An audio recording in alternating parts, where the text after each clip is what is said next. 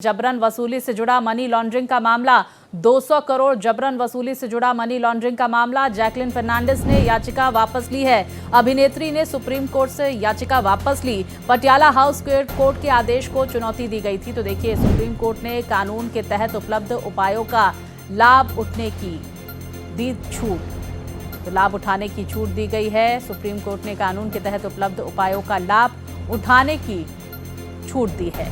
तो अभिनेत्री ने सुप्रीम कोर्ट से याचिका वापस ली। विस्तार से जानकारियों के साथ हमारे सहयोगी गोपाल लगातार हमारे साथ बने हुए हैं।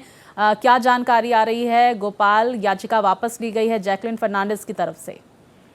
जी बिल्कुल स्वाति, जैकलिन फर्नांडिस ने पटियाला हाउस कोर्ट के उस फैसले के खिलाफ सुप्रीम कोर्ट का रुख किया था जिसमें पटियाला हाउस कोर्ट ने उसके खिलाफ विभिन्न धाराओं के तहत आरोप तय किए थे और उसके बाद उसने सुप्रीम कोर्ट में याचिका दायर की और कहा कि पटियाला हाउस कोर्ट ने जो आरोप तय किए हैं उस आरोपों को सस्पेंड किया जाए, निलंबित किया जाए। जिसके बाद सुप्रीम कोर्ट ने पिछली सुनवाई में जस्टिस प्रसन्ना ने अपने आप को अलग कर लिया था और चूंकि उन्होंने दलील दी थी और कहा था कि उनके बेटे राज्य सरकार की तरफ से इस मामले में पेश हो चुके हैं, लिहाजा वो इस मामले की सुनवाई नहीं कर सकते हैं और मामले को 25 जून तक के लिए लगा दिया गया था। आज मामले की सुनवाई हो रही थी।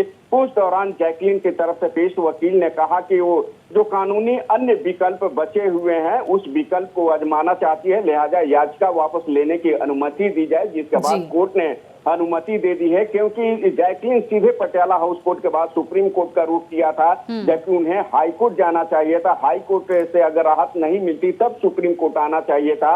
अब जैकलिन शायद हो सकता है कि बहुत जल्द हाई कोर्ट का रुख करेंगे और वहां पर इस मामले में जो है याचिका दायर करें। बिल्कुल, देखिए बड़ी जानकारी सामने निकल कर आ रही है और आपने जो जिक्र किया गोपाल, ये पूरा प्रोसीजर होता है और शायद इसी से संबंधित याचिका वापस ली गई है। आपने जिक्र किया कि हाई कोर्ट का अब रुख किया जा सकता है, यानी कि कौन कौन से ऑप्शन हैं जैकलिन फर्नांडिस के पास, ये भी आपसे हम समझ लेते हैं।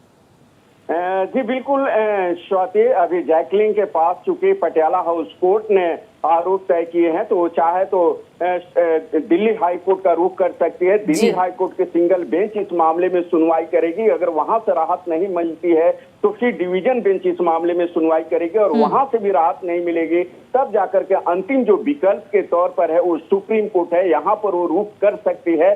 लेकिन यहाँ पर जैकलिन ने सीधे सुप्रीम कोर्ट का रुख किया था और उसने चुनौती दी थी पटियाला हाउस कोर्ट के आदेश को, जिसके बाद उसने आज अपने वकील के माध्यम से याचिका को वापस लेने की कोर्ट से गुहार लगाई, जिसके बाद कोर्ट ने वापस लेने की अनुमति दे दी। बहुत शुक्रिया गोपाल।